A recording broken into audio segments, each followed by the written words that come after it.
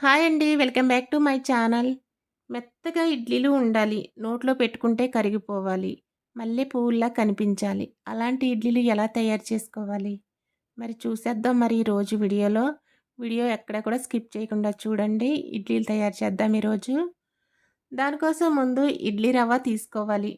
ఇది కొలత వచ్చేసరికి 1 కప్పు ఇడ్లీ రవ్వ తీసుకుంటే 2 కప్పులు గ్రైండ్ చేసిన పిండి. ఈ గ్రైండ్ చేసుకున్న పిండితో ఈరోజు ఇడ్లీలు తయారు చేసుకుందాం.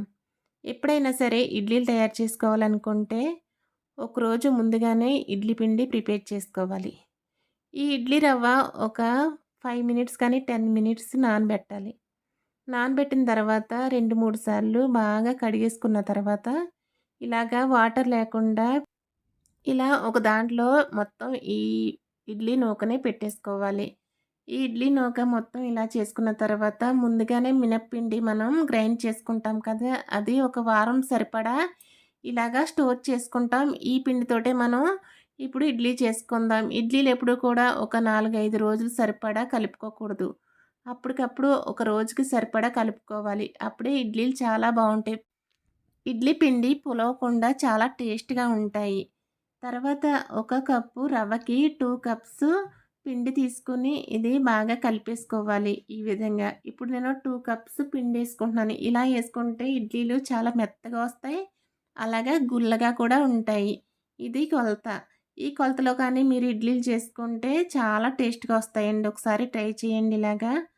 ఇప్పుడు ఇది ఒక 5 గంటలైనా సరే ఇలాగా పులవనివ్వాలి. ఇడ్లీలు కొంచెం పులిస్తేనే టేస్ట్ బాగుంటాయి.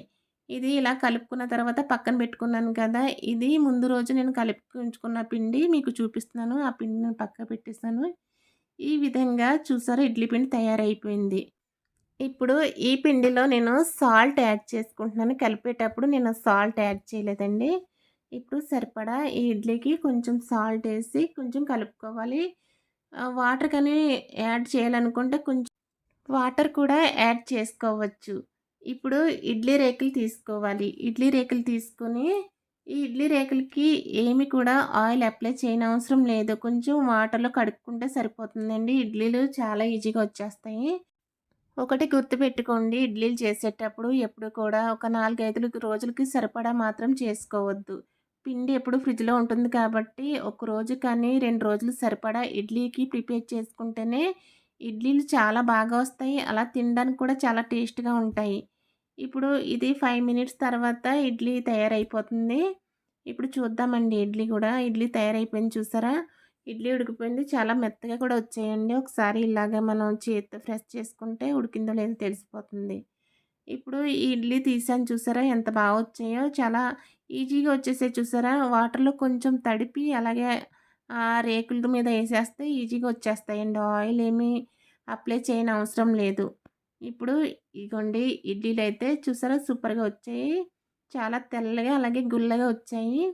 ఇది మనం ఇష్టపడ్డ ఏదో ఒక చట్నీ, అలాగే మనం పల్లీల చట్నీ కానీ, శనగపప్పు చట్నీ కానీ, బొంబాయి చట్నీ కానీ, అలాగే మనం ఇష్టపడ్డ కారప్పొడి ఏదైనా సరే, మన ఇష్ట ప్రకారం ఏదో ఒక చట్నీతో ఈ ఇడ్లీని ప్రిపేర్ చేసుకోండి. చాలా బావుంటాయి. ఒక కప్పు రవ్వకి 2 కప్స్ పిండి యాడ్ చేసుకోండి. అలాగే ఇడ్లీలు చాలా గుల్లగా అలాగే పువ్వులా వస్తాయి. నేను చెప్పే విధంగా ఒక్కసారి ఇంట్లో ట్రై చేయండి. ఎలా వచ్చిందో నాకు కామెంట్ చేయండి. వీడియో నచ్చితే లైక్ చేయండి, షేర్ చేయండి, సబ్స్క్రైబ్ చేసుకోండి. ఇంకో వీడియోతో కలుద్దాం. Bye bye.